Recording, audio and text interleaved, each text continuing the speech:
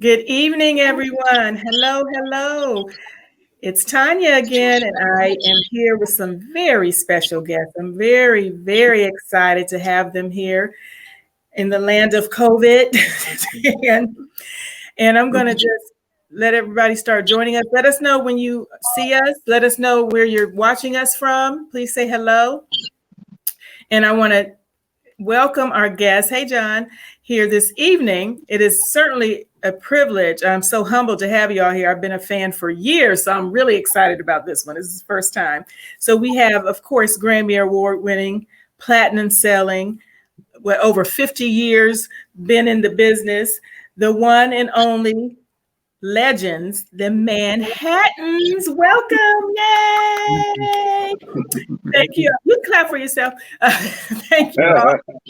Thank you all so much for joining us this evening and taking the time out. It means so much to me and your fans. There's a lot of fans on the Fans of Unsung page. And they have been anxiously awaiting and asking questions and commenting on the videos all week. So I thank you for joining us. What I want to start off with is if each of you could introduce yourself, your name, and tell us how long you actually been a part of Manhattans. So I'll start with who's next to me. Troy, you're next to me. So I'm going to start with you, Troy. Okay. I'm Troy May. I've been a part of the Manhattans for going on 27 years. All right. Thank you, Troy. Mr. Dave Tyson. Dave Tyson. I've been here for about almost 27 years. Okay. Thank you very much. And of course, Mr. Gerald Alston. Yes, and I've been here 50 years. And how many did you say? I just celebrated 50 years in October. Wow. Okay. When somebody says it, you just got to go, wow. And some people watching, they might have not been bored. I don't know. I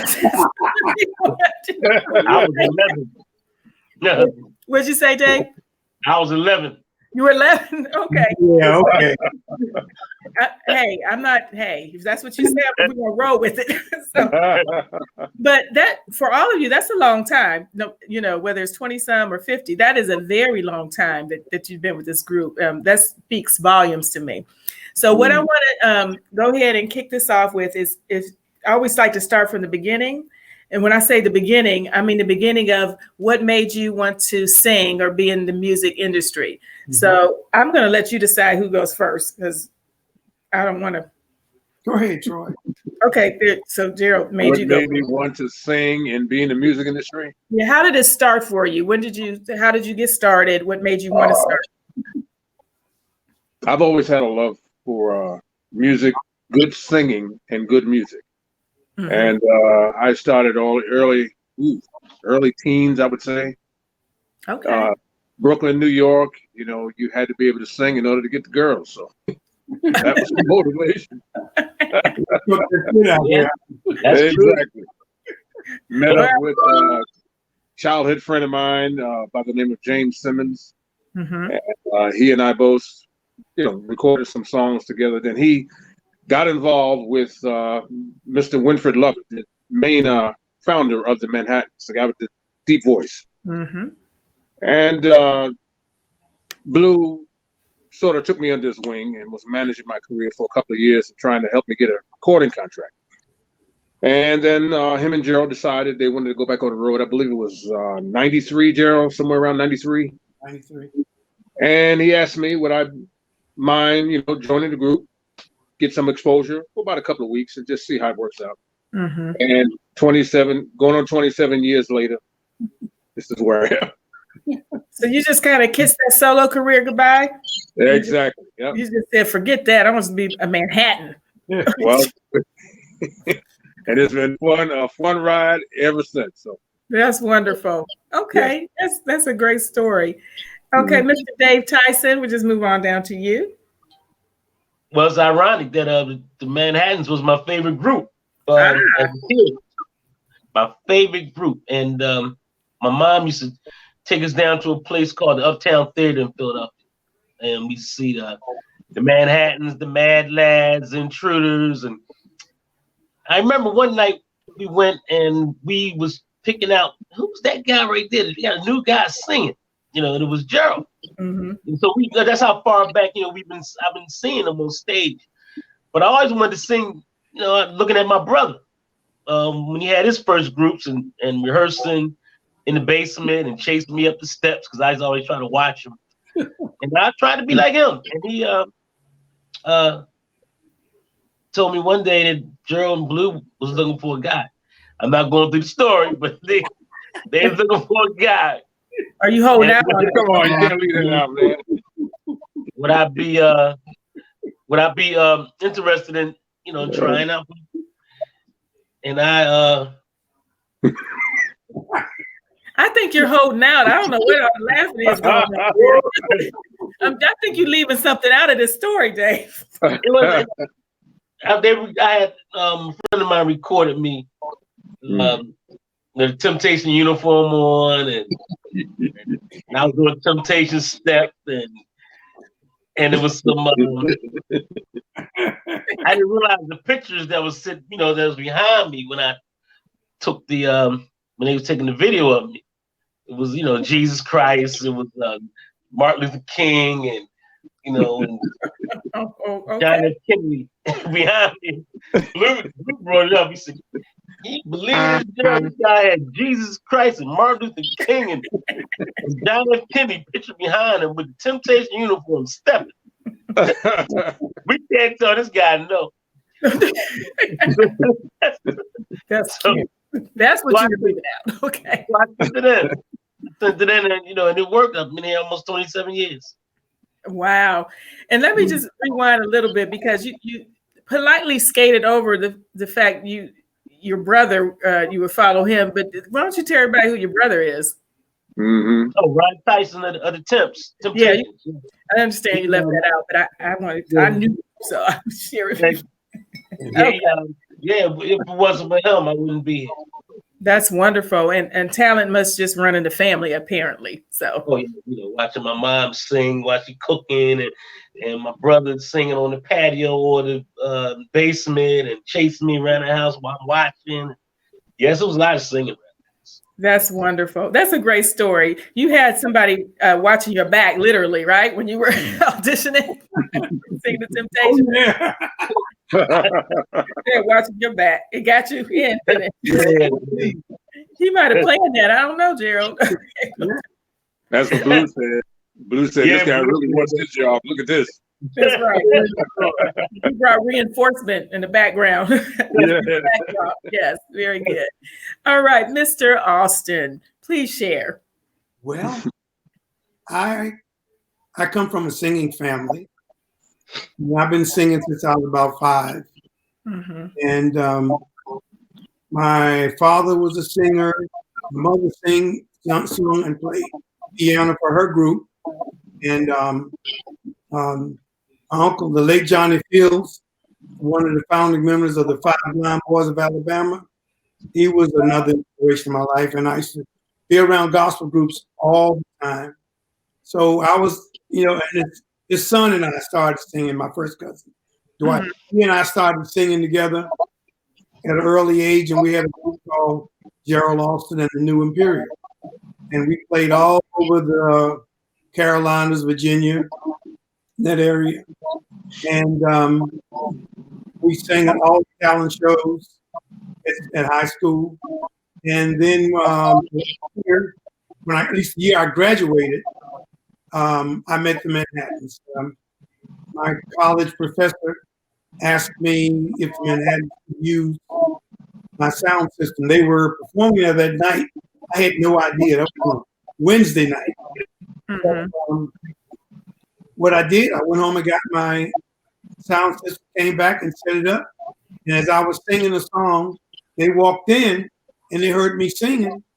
And they asked me to open the show for them. I opened the show. They took my name and address. And that was 50 years ago.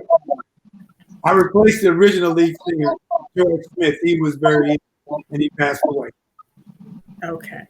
Very good. Thank you for sharing that. We're getting a little feedback, I think, and make sure if you have volume on your computer, just make sure it's turned down speakers or anything? Because we're getting a little bit of feedback. All right. So thank you all for sharing that. So my next question for each of you is, who are your musical influences? So Minnie, who did you? Dave kind of said he loved the Manhattans, but was there anybody else who influenced your style, your singing, or who you looked up to make you want to sing? So, Dave, I'll start with you. Outside of the Manhattans. So. Well, it was my brother. It was my brother, and taught me to always, when every time I go on stage and sing, I try to emulate and him, and always to watch both sides, the peripheral vision of whether it was Blue, God bless his soul, Troy, or Gerald. So if you ever notice when I'm on stage, I try to keep up with Troy. Troy. okay. I try to keep it, but I'm looking at, so whatever you see me do, I'm doing exactly what either Troy doing or Gerald doing. So whoever's with me on stage influences me, whatever I'm doing. Okay. Emulate them. Okay. And so whoever, Troy or Gerald, whoever would like to go next, you want to share? Well, my father was an influence, and my Uncle Johnny, but my mentor was Sam Cooke. I love the way he sing. He could deliver so simple, and his diction, and he just had a great voice. And Uncle told me years ago, when they were traveling, the Blind Boys were traveling, that Sam Cooke, if they was on the same tour, Sam would always ride with them, and he would read stories to them. And he said Sam could, would read a story so well that even though they were blind, you could visualize in their mind, what it was like. That's how great he was with reading and singing. And I found it to be true. Okay. That's very interesting. Okay. And Troy, last but not least, your influences? Well, believe it or not, when I was a kid, my mother used to put us to sleep to either classical music or Johnny Mathis. And I've always loved the way Johnny sang. Even to this day, the man has got an incredible voice. And as I got older, I fell in love with Marvin Gaye. Something about not just his vocal range and the way he sang, but he had an ability. That was my introduction to a true soul singer like Gerald. Somebody who could pour their heart into that microphone, and then you feel where they're coming from. No matter what you're going through in life, you feel where they're coming from. And that's always moved me. So singers like Marvin Gaye, Smokey, Luther, Gerald, these are singers, that really touch me here. And those are my influences. It's always a wonderful treat to watch that guy right there. That guy, yes, Gerald. Yeah, that light-skinned guy.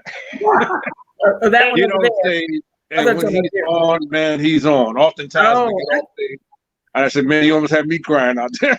Wow, what a compliment. He really brings it. Yes. Thank you. I have not had the pleasure, as we were talking beforehand, of seeing you all, and I can't wait because I watched some of the the videos, and I would love to see you all live because the videos are awesome. You all sound phenomenal, I have to tell you. And that's just on the video, so I can't wait to hear you live in person. I hear you. Hopefully we'll get back to that one of these days soon. Speaking of, what have you all been doing since COVID? What you been doing? I'm just saying, since lockdown. Five times. What'd you say, Dave? I must have painted the house 5 times. Get some housework done. Okay, that works. I hear Home Depot is doing quite well these days. Oh yeah. I started a semi home improvement business, so I've been doing a lot of home improvement work, different people's houses and so forth. Been trying to make my hair grow. Let me see. Growing a beard, trying to stay active. Whatever we can do. Okay, what about you, Gerald? What have you been doing? Well, first of all, I had a honeydew list. I love it. I helped. I had my wife out in the garden planting her flowers and stuff. Just a little bit. She don't allow me to touch them really because I got. I don't have a green thumb. Okay. And do damage, yes. I There you go. worked on finishing up our CD and releasing a new single, and just trying to keep in shape. I've been singing off and on at church and different events that people have online, just to keep my chops up. Okay. Very good. All right. I just always ask people that because we have been on lockdown for a while, and I know you all are in different locations, but for the most part, everybody, I mean, there's no live music right now. So, and you all have been touring quite a bit, right? Still performing quite a bit, correct? Oh yeah. At that time. Yeah. And you, as well as everyone else, kind of has shut down for us. So hopefully it'll pick up soon. But I want to ask you your thoughts on music today and what you think about music today. How has it evolved and changed? Because you've been, in business a very long time, whether it's 20 some or 50, there's a lot of changes. What do you think about it and what's going on with it today? Well, is that a good? Gerald, you want to start? The music has evolved. Every so many years, music changes. The style of music, R&B, rhythm and blues stations, or artists come with, and it evolved back around to music, but it's like Troy used to always say, they are tunes. A lot of artists just sing tunes. When I think about that, they sing a few lines, they got a hook line, they'll sing the hook line forever. And I'm not knocking anybody, but I'm used to singing songs. And when I don't hear, in fact, I don't even listen to radio that much, because here in my hometown, it's the same songs every 4 hours. And when you have a late night show come on, then that's when you hear Stone. When you hear something, when you start hearing the variety from our day, and 1 or 2 singers of today. But that's who I am. I don't dislike the music of the day because it's happening is what's going on. And I'm not knocking that. It's just a lot of it is not my cup of tea, and I just like time. Okay, I like how you said that they sing tunes. I never heard that before. You said that's Troy. That's what you always say, and that's a good way of explaining it. Because I like the tunes last for a little while. Songs last forever. You sing a song, you can be around 50 years later, like Gerald, and still singing that song and still bringing people out to see you. Wow, I'm writing that down. Tunes last for a little while, songs last forever. No, I like that. That's a good quote, Troy. I might steal that. Yeah. I'll put it's from you though. I won't plagiarize. So, and did you want to add anything else to that, Troy? Your intake of music? And like I mentioned before, the singing, you don't see that kind of singing anymore. I mean, that's where the name soul music came from. These artists back then, they sang from here. It wasn't just about trying to, do a whole lot of vocalization and so forth and riffing and everything. It wasn't so much about that. It was there, but it was mostly singers coming from here. And producers back then, if you didn't come from here in the studio, they sent you back in the studio until you got it right. And I'm sure Gerald probably went there, hey man, we didn't feel that. Get back in there. Singers like Marvin Gaye, he would scratch a whole, record a song and then go back. I wasn't feeling. I need to go back and sing it again. I wasn't, feeling the pain of that song. I need to go back and redo it. You don't get that today. The singing you hear today, like I said, is mostly about. I can't walk away from that song and feel it a week later. Very few singers out there are like that. That is so true. And there's a few singers out there with that potential, but the music that they're singing to is just keeping up with what's going on today, the tunes, you know. And to be honest with you, I don't know how many of them are really singers. I'm just saying. Right. You're right. And it's sad because you look at 20 years from today, which a lot of them are in it for the instant gratification. But 20 years, 30 years from today, you won't know who they are. That's right. So, and here we are 50 years later talking to Manhattan. So that speaks. That's a testament. That's right. What about you, Dave? Same thing with Gerald and Troy say. You know, I mean, I don't really listen to the radio that much now. You know, songs. The only songs that catch me are the the oldies. You know, songs that had a storyline. You know, someone would write a song that became a hit if his lady left him. He wrote a song because he wanted her back. Yes. You know? Like listen to the song we have now. You know, I'm coming home. Talk about that, yeah. You know what I mean? You listen to that stuff. I mean, it's a story about it. You know? It's not about just your voice. You know, there's a line to it, and if it don't have it, it don't catch you. So I'm same thing with what they're talking about. Yes, and you hit right on. I was going to mention that. I still know all the words to all my favorite songs, you know, from coming up from the 80s, 90s. And I love the stories. And that's what caught my attention because there was a story in the music. And I was listening to some music with my son, my 16-year-old son. And I'm like, I'm listening to the song. I said, do you hear what they're saying in the song, the words? And he's like, Mom, why do you always care about the words? And they sing the words over and over and over, you know? They do, but I was more concerned with what they were saying in the words. That's right. Necessarily think was appropriate or to be listening to or what they're actually singing about. And he wasn't paying attention. He said, Mom, you always listen to the words. I said, but I was the person that would read the liners on the albums and I would know the producers and the background singers and all the words. So I'm listening to the words because that's what I do. I always have because I love music. But I can't do it now because if I listen to him, I'm like, turn it off. But I noticed that, and even like generations now, they don't listen to the words like that. And I think they don't listen to them like we did because there's nothing there. Right. It's about the beat. You know, it's about the beat. And that's what they about the beat. It's empty of emotion. There once was a time when you were going through something, you know, your wife left you, you're going through a relationship issue. There was a song that you can put on that you can cry to, that you can feel to, you can make love to. I don't see none of that today. Oh, I know. Yes, don't get me started on that. That's right. Anyway, I'm going to read some of a lot of people are saying hello to you guys over here. I just want to recognize some of you. I can't see your name, but they're saying they love you guys, love the Manhattans. Hi, June Evans. She's saying hello. Hi, Dale Taylor saying good evening.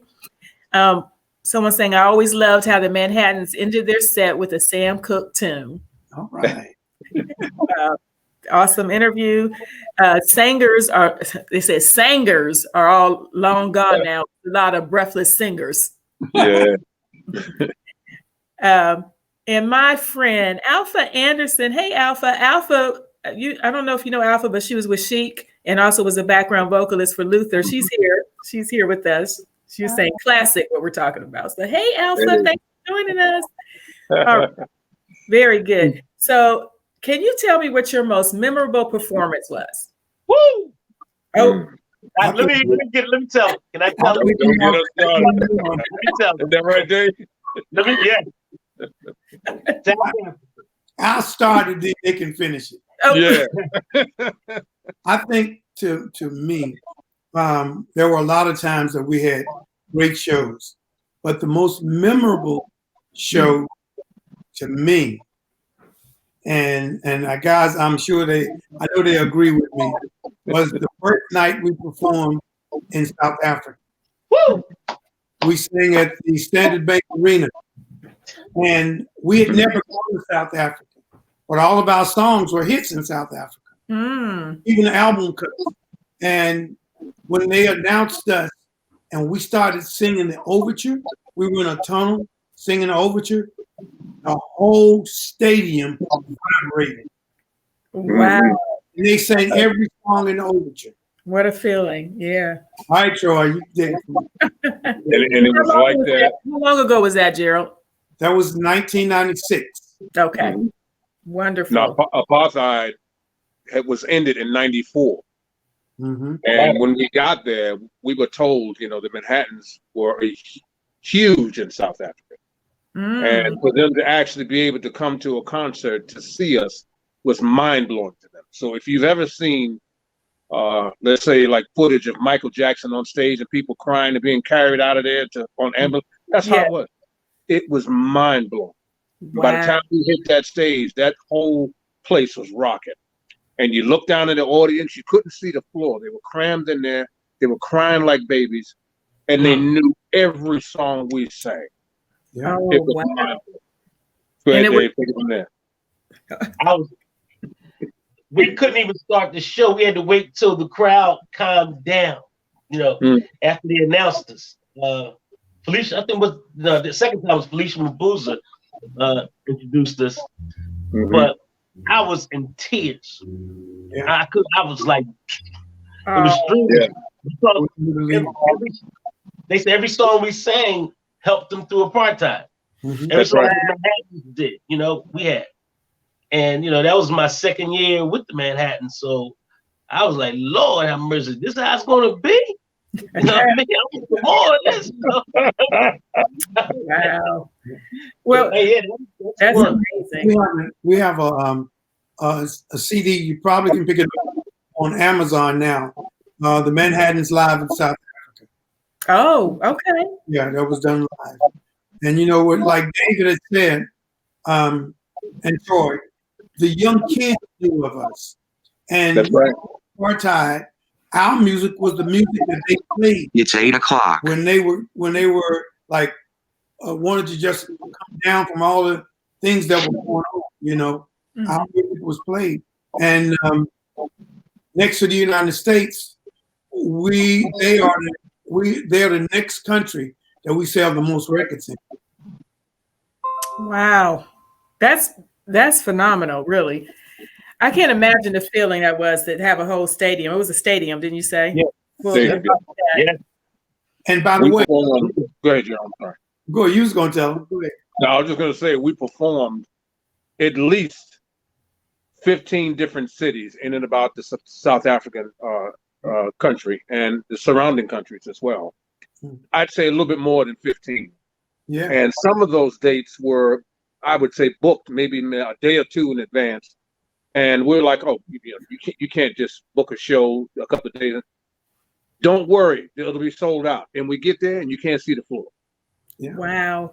It was crazy. We were supposed to do 4 shows. Mm-hmm. Oh. We did 15. That's right. They didn't want us to leave. Before they booked that many more once you got there?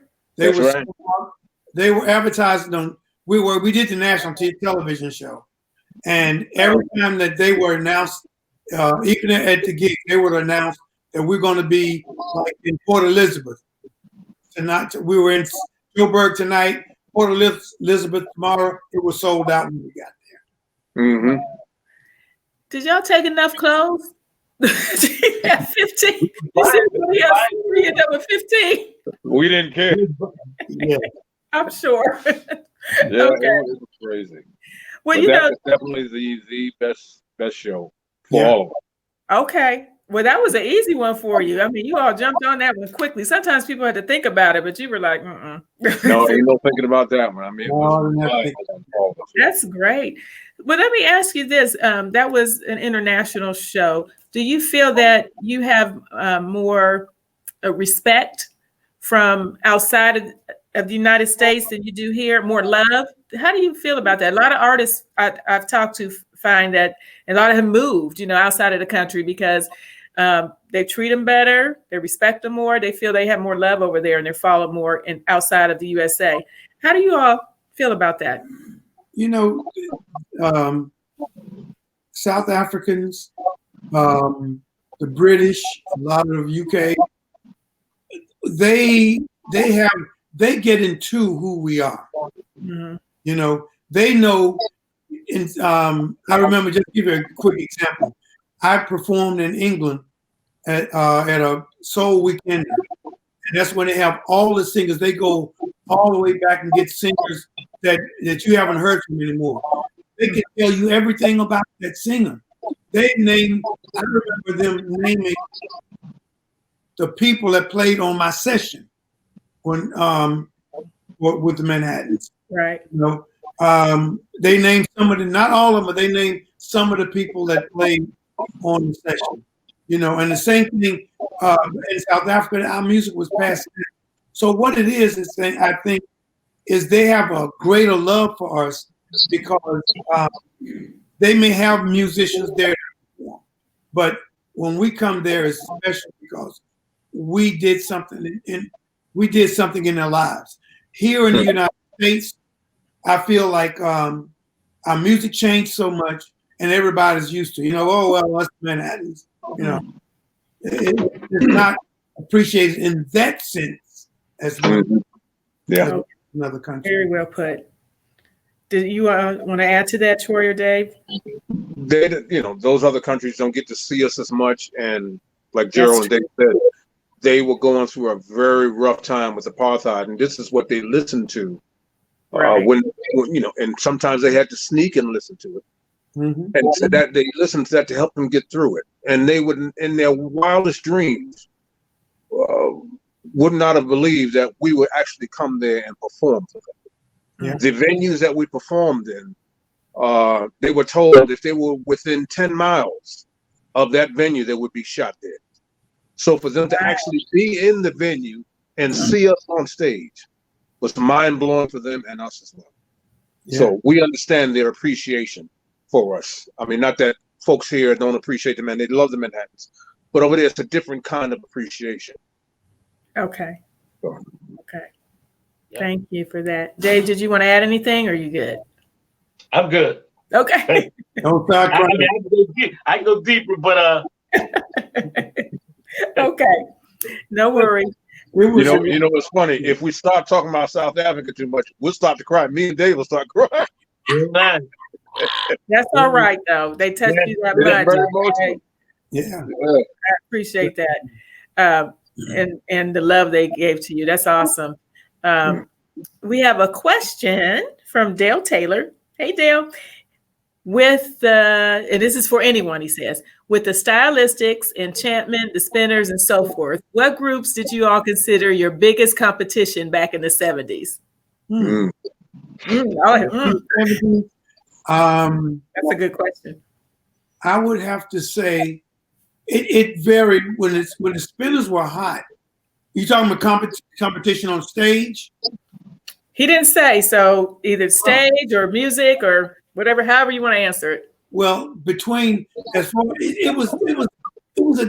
was a different kind of situation, because we all had our own style, and wow.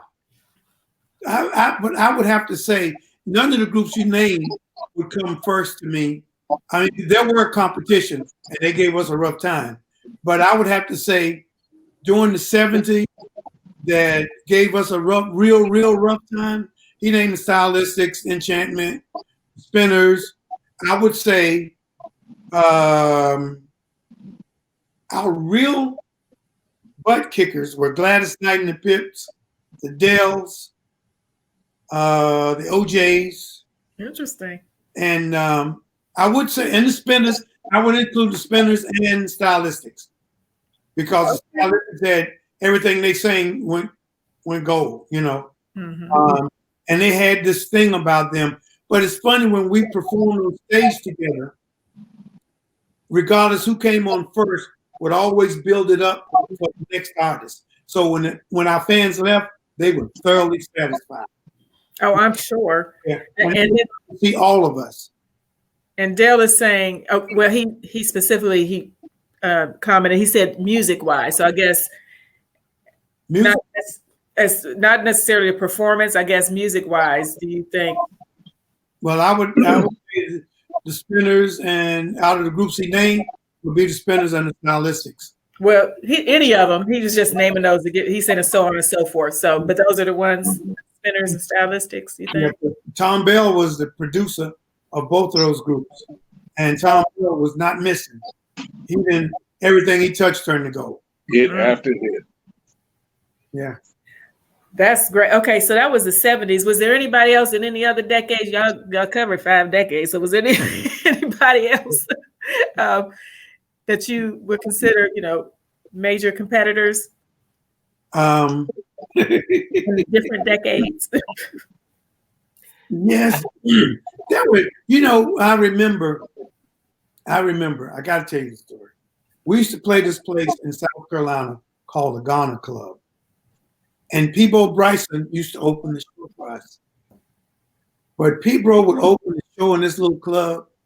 And he made me sing so hard. I'm not He would light the joint up. And I noticed that we were talking about it one day. And he was saying, Gerald, I used to do the same thing. I used to stand, and there was a little, it was a house, actually. Mm-hmm. Yeah, it turned into a club. Okay. There was a certain part of the room where people were standing. I've seen him standing there watching. And he's seen me stand there and watch in amazement because this guy was just awesome. And today he still is. Yes, right. Yeah. Yes, Peebo is awesome. One of my favorites. That voice, yes. Oh, yeah. So big props to Peebo. Oh, yeah. We just did the Soul Train cruise with him. That was probably the last show we did, Joe? Yeah. Soul Train? Yeah. And he's still bringing the house down. Yeah. Yes. And I actually posted that video of you all performing. As that was the one I posted. That was on a Soul Train cruise. The show, I intentionally did that to show how good you sound now. Because I have to tell you, and you probably know, not all of your colleagues in this business sound as good as you all do right now and been in the business this long. So thank you. I'm just saying. So. I got to tell you, we on this, I got to tell you about a compliment that I got. I've never had a big head. I always try to stay humble to my fans, to my peers, everybody. But I lost it one time. Okay. We did the last tour with Marvin Gaye. And we worked in Rochester this particular night. And the next day we were at the airport. And this lady walked up to me and asked me for my autograph. And I gave it to her. And she said, "Is that Marvin Gaye?" I mean, Marvin, he was standing like 4 or 5 gates, maybe about 3 gates away. Mm-hmm. He was clean. I mean, he was sharp. And she said, "Do you think he'll give me an autograph?" Well, let's go down there and see. So, and during the tour, we didn't get a chance to really talk because when Marvin come in, we'd be on stage. Right. So I walked up to him and I said, "Marvin, I'm Gerald." He said, "I know who you are." He said, "You one of the best singing brothers I've ever seen." And my head, and the guy that told me, they knew Marvin. They said he was the type of guy that would never say nothing if he didn't mean it. If he didn't think you were good, he wouldn't comment at all. And for him to say that to me, my head knocked the walls down. I stood like a big hen in the big rooster in the hen house. I love it. You're allowed to. Yes. That compliment. For him to say that was it. If somebody just commented and said, "Marvin ain't never lied." So. And boy, it was a wonderful tour. We toured the whole summer with him. And I swear to you, I never heard his voice crack, not one night. Not one night. You said that was the last tour. Was that 84? Yes, just before he 83 maybe? Passed away in April. Was it? What year he passed? 84. 84. And he passed away that April. So that was that year, the year before, whatever. Okay. Mm-hmm. Well, you're allowed to have a big head for that, Gerald. You're allowed. Well deserved. Well. Oh, Dale has another question. Thank you, Dale, for your questions. For Gerald, I just saw the video for Kiss and Say Goodbye earlier today. on Vivo 70s and wanted to know how old you were in that video and how did that song come about?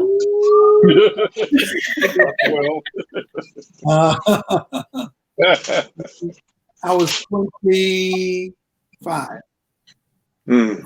What did you say, Gerald? Because I didn't hear you. I was 25. 25, okay. Somewhere in that neighborhood. Okay. And how did that song come about, he said? That was written by the late Blue Lovin.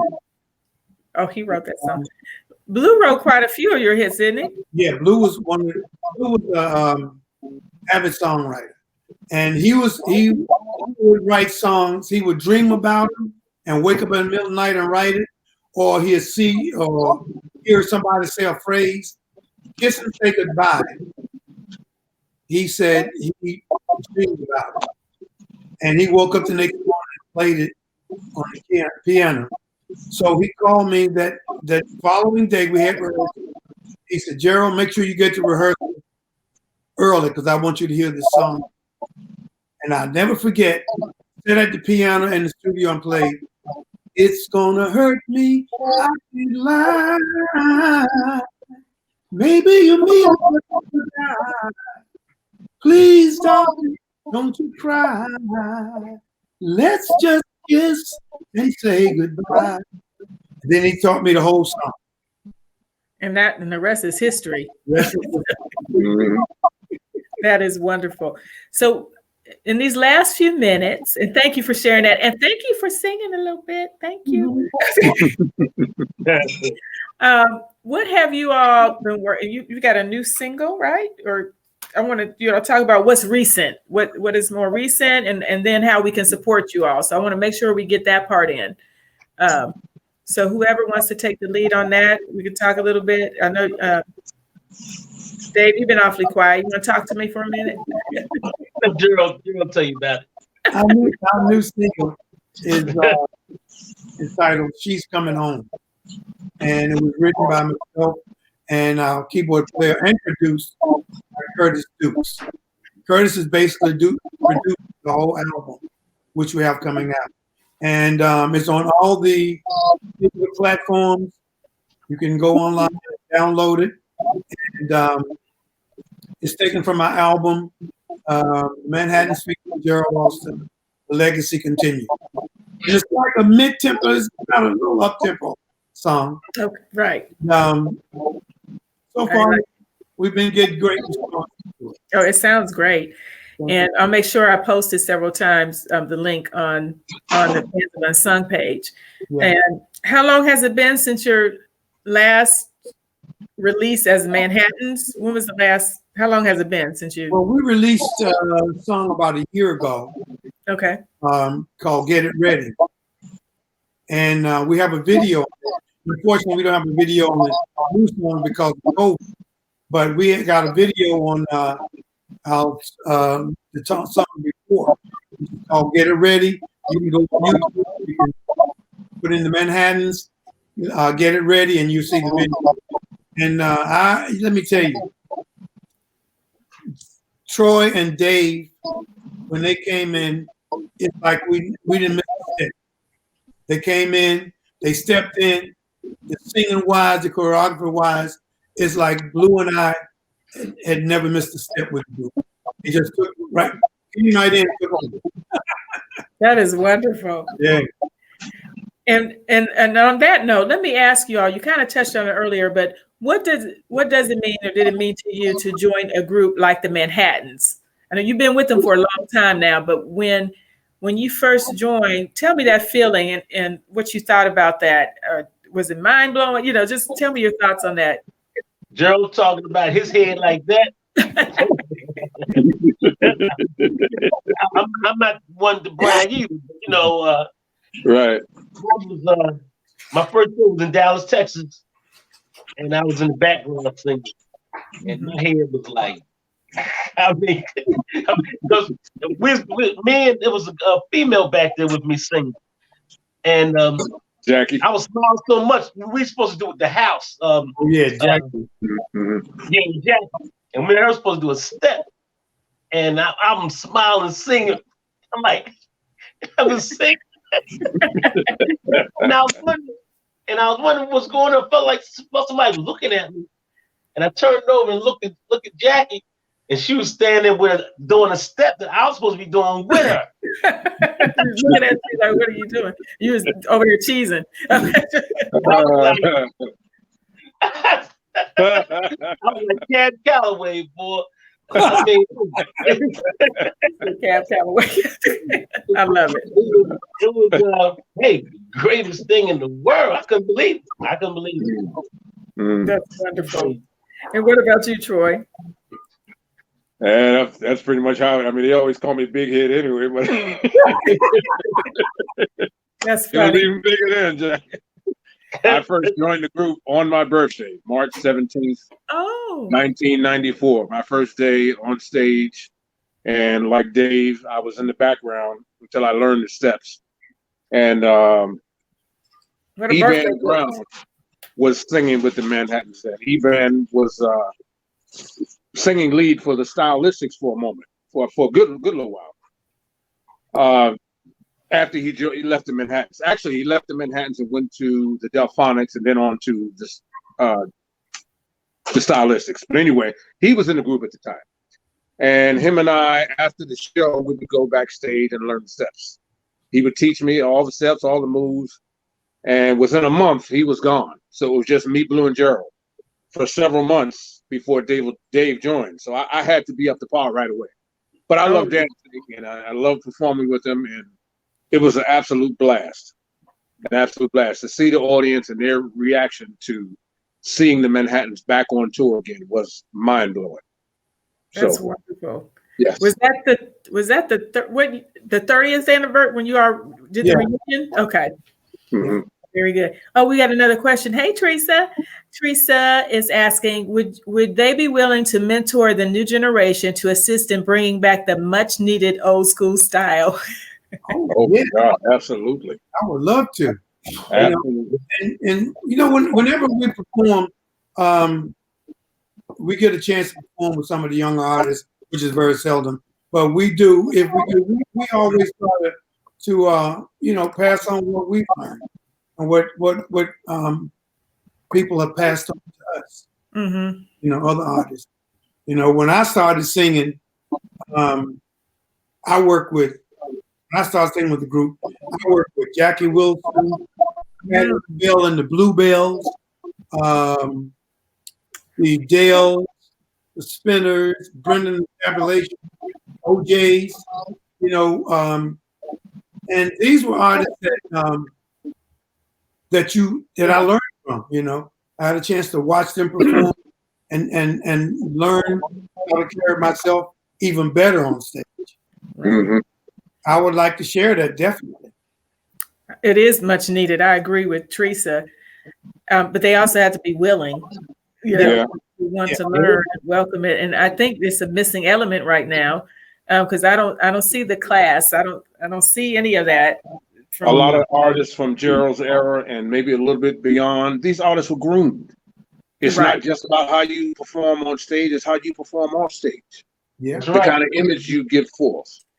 Yeah. How you deal with the other members on stage with you. I mean, we were groomed with that. Me and Dave were under the tutelage of Gerald and Blue. And this is what we were taught. And that's what comes across on stage when you see us perform. We have that tight camaraderie. That's very true. And how we get off stage and how we go about speaking to the audience and signing autographs, or when we do interviews, you stay humble. You never walk around with a big head. And a lot of other things that we were taught. And a lot of artists today are lacking that grooming. Oh, yes. And you said one thing, that the image, and what for, if anyone of the new generations are watching this or they see it later on, know that that's another word for branding yourself, your image. That's the term they're going to use now, but it's one and the same, or at least related to each other. And that's very important, how you come across. So I thank you for that. That would be awesome. If so many of them need it. It's just so much missing these days. I'm just saying. Sign us up. We'll take it. Teresa's saying it's awesome. She's come across some that were ready. I'll keep that in mind and reach out to me. Okay, so when they reach out to me, I'm gonna reach out to you. So we can definitely help them. and maybe may make a difference, because I think it's just missing. And this would have been a good time during COVID. Everybody's at home, so we to help them. So in closing, is there anything else that you all would like to leave us with? It's been a pleasure speaking to you. I just enjoyed you so much. You're a wealth of knowledge, and I love that about you all. You can't help it. It just comes natural. So when you've been in this business this long. So is there anything else? I want to definitely make sure you leave us with how we can find you on social media. And if there's anything, a word of wisdom or anything you want to leave us with, I'll give you a chance. I would like to just say that we're interested in the community. And for about 2 years, I've served as celebrity ambassador for OIC. And it's an organization, it's a nonprofit organization that helps underserved communities, help people of at disadvantage, help unemployed people, underemployed people. You know, it's an organization that bring you back to society. They train you to go on interview. They put you in a place. If you join OIC of America, they help you prepare yourself to become a more productive citizen. And Dave is also coming aboard too. I joined like I said 2 years ago. Actually, I knew of the longer, but now that I've joined and I've become the celebrity ambassador, if you want to know more about it, oicofamerica.org. The president is James Haynes, and they're based out of Philadelphia, Broad Street. and I want to just put that message in. Also, our website is Let's Just Kiss and Say Goodbye. I love it. I love it. And we're also on Facebook, the Manhattans featuring Gerald Austin. On Instagram, same thing. So we can be reached. Again, all of our music is on digital platforms, all the digital platforms. And please pick it up. Yeah. New album should be coming out soon. Wonderful. Thank you for that. And the organization again, are you saying OIC? Yes, OIC of America. And that's I, not Y, I. OIC of America. I want to make sure I had it down right. OIC of America. Okay. Yeah. Great. Troy, you have any closing words you want to leave us with? Any nuggets? Considering all that is going on in the world with COVID, we all would like to say that our hearts and prayers go out to you, for anybody who's going through a rough time, going through this in a bad way, who's lost loved ones, or perhaps sitting in the hospital right now trying to determine whether or not you actually have it. Our prayers and hearts will go out on your behalf. And it's just a mess. It's really a mess. People, please wear your mask. Please wear your mask. There's nothing hard about it. And with prayer and a little more time, we'll get through this. But just know that we're thinking. Yes, thank you, Troy. Dave? Yep, Troy took the words out of my mouth. But God bless everyone, and be careful. Wash your hands, mask up, keep your distance, and everything will be okay. All right. Thank you so much. Tanya, there's one more thing I'd like to say. Sure. I would just like to thank all of our fans around the world that supported us. We celebrated in August 58 years in Manhattan.